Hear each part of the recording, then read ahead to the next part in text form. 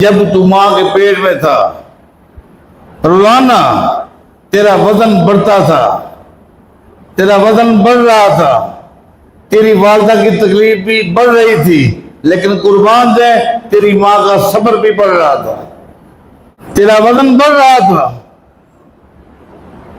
وزن بڑھ رہا تھا روزانہ، اس پر تیری ماں کی تکلیف بڑھ رہی تھی، لیکن قربان دے تیری ماں نے کبھی بھی اس تکلیف کا اظہار کسی کے سامنے نہیں کیا تھا۔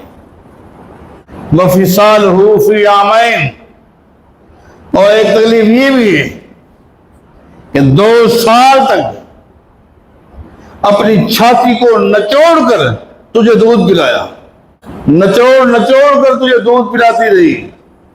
یہ تکلیفیں نہ ہوتی تو دین اسلام اس چیز کا حکم نہ دیتا کہ ماں جب حمل میں ہو وہ روزے نہ رکھے بلکہ فدیہ دے دے۔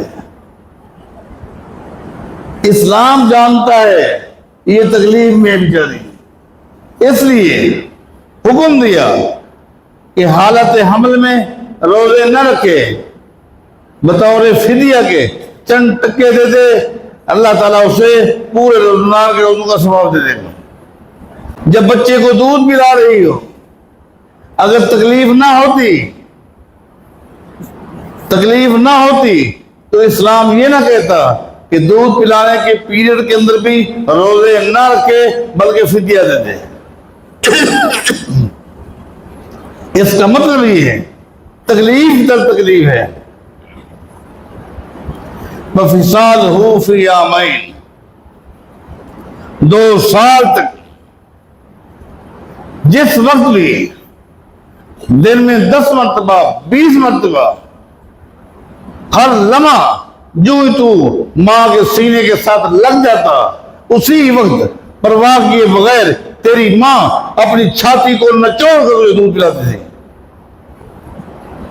کبھی پھینک پہ نہیں پھینکا، ابھی تجھے پلایا ہے، اٹھا لو اس کو، نہیں، تیرا رونا برداشت نہیں کرتی تھی، چھاتی کے ساتھ لگائے۔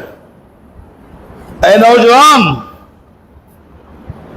تو مجھ سے پوچھتا ہے کہ جب بیت اللہ کا طواف کرا کے اپنی والدہ کو دوبارہ اسی طرح کپڑے میں ڈالے ہوئے وطن واپس پہنچوں تو کیا والدہ کا حق ادا کر دیا؟